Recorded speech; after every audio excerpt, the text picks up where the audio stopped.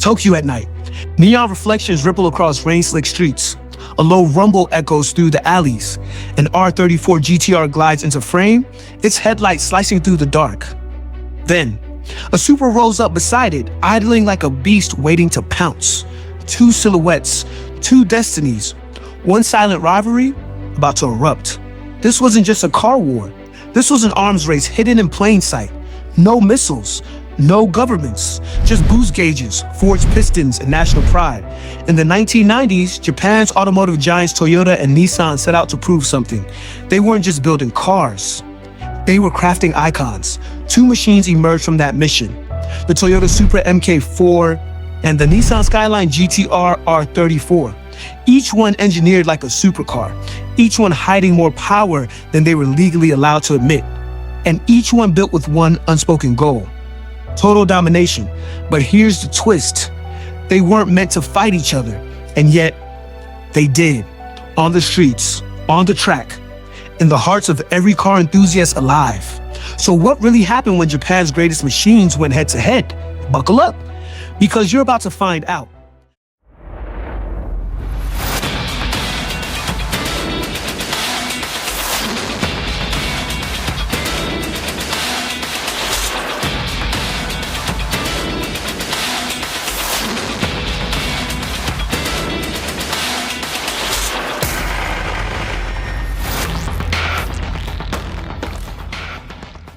By the 1990s, Toyota and Nissan weren't just car makers, they were empires.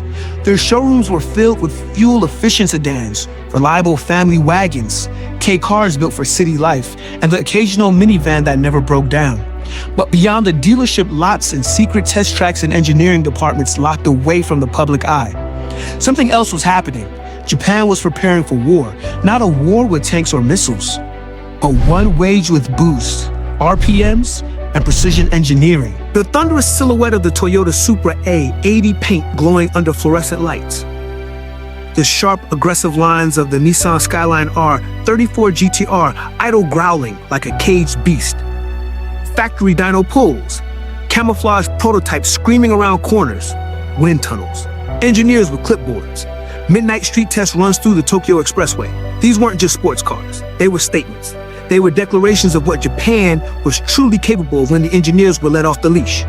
The Supra MK4 and the Skyline GT-R R34 were born from the same country and the same decade, and they had the same mission: to become the greatest performance car the world had ever seen. But under the hood, in their DNA, they were opposites. One was raw, rear-wheel firepower, the other, a clinical all-wheel drive assassin. Two monsters, two philosophies, one inevitable rivalry. If you're into JDM, these names don't need an introduction. RB26 versus 2JZ, both inline six, both twin turbo, both overbuilt to the point of insanity. But their behavior, their soul, couldn't be more different. Let's start with the RB26. RB26, dead. Born in 1989, this twin turbo 2.6 liter straight six was a part of Nissan's RB family. Cast iron block, forged internals, aluminum heads, and parallel turbos. An over-square design meant high revs, and it loved it. Red line, 7,200 revolutions per minute. Official output, 276 horsepower, thanks to Japan's gentleman's agreement. But in reality, easily north of 320. It was precise, balanced, built like a scalpel for the track. 2JZ, GTE, and then there's Toyota's monster, a 3.0 liter straight six that weighed nearly 276 pounds more than the RB26. Why? Because it was built to last, forged everything. Thick iron block, and instead of parallel turbos, it used a sequential setup spool, one turbo early, then bring the other later.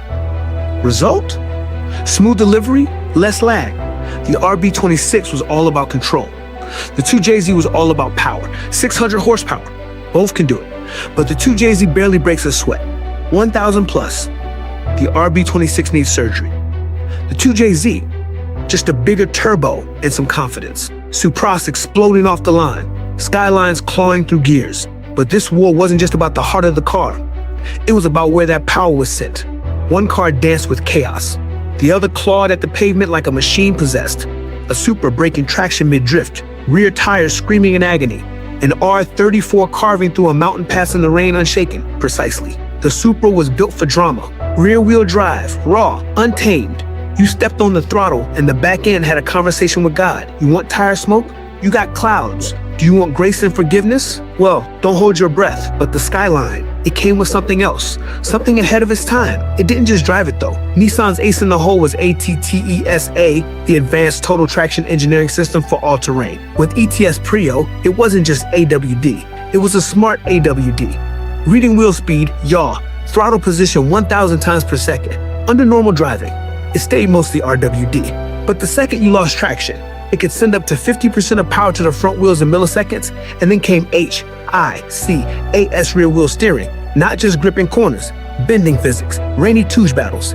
GTRs sticking to every apex like they were magnetized. Supras swinging wide are sometimes beautiful, sometimes terrifying. The Supra gave you the thrill. The GTR gave you the advantage. So what do you choose? Chaos you can tame or control you can trust? This is where legends draw the line. The war between the Supra and the Skyline wasn't confined to dyno charts and spec sheets. It spilled into the streets. It became culture, and then myths.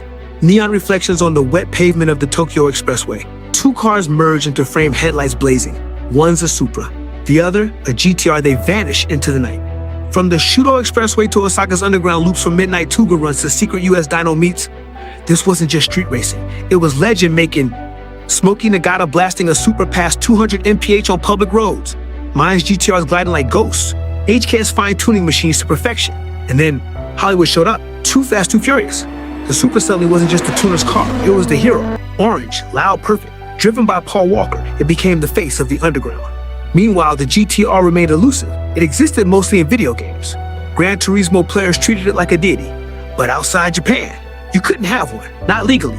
In America, the Skyline was a whisper. A rumor passed down between gearheads. A machine so rare, so unreachable, it became a legend. And when legends aren't accessible, they only grow bigger. The war was no longer about performance, it was about identity. Fast forward to today, and the battlefield looks nothing like it did in the 90S or used Supra in 2010. You could grab one for $20,000, maybe less if it was naturally aspirated. But today, that same car, if it's clean manual and turbocharged, will set you back $100,000 minimum. Pristine examples. $200 000 plus and rising, and the Skyline GT-R R34. It was never sold in the US when new, but thanks to the 25-year import rule, it's finally legal, kind of. You're looking at $112 000 plus just to start. Want something special like a V-Spectre second newer or a Z-Tune? You're at $400 000 plus territory for a car built in 1999. So why the insane prices? Because these machines aren't just transportation anymore. They're time capsule symbols of an era when Japanese engineers weren't chasing trends. They were setting them. These cars were overbuilt, underestimated, and now they're celebrated. They're not just rare, they're desired, documented, and dreamed about. Auction hammers dropping. Garage doors slowly opening on showroom kept Supras and GTRs. Social media clips going viral over cold starts. Inside every 2JZ or RB26 isn't just a crankshaft and pistons. It's a legacy, a memory of the golden era of JDM, a time when two cars went beyond the road and carved their names into history. So who won the war? Let's recap. The Supra gave us brute force, infinite tuning, and the spotlight. The Skyline GT-R gave us tech, grip, and mystery. The Supra was wild, rear-driven, and Hollywood approved. The GT-R was clinical, all-wheel drive, and video game royalty. But here's the truth. There was never a loser. Only two cars pushing each other to greatness. Toyota needed the GT-R to step up. Nissan needed the Supra to stay sharp. It's not about which one won the race. It's about the fact that we even got to witness it. Today, the rivalry lives on, in car meets, in dyno battles, in every YouTube comment that says, 2JZRB26 or ATTESA all the way. So we ask you, whose side are you on? Supra or Skyline? Torque or traction? Fire or ice? Drop your answer in the comments. Hit subscribe if you want more battles like this, because the war between legends has only just begun.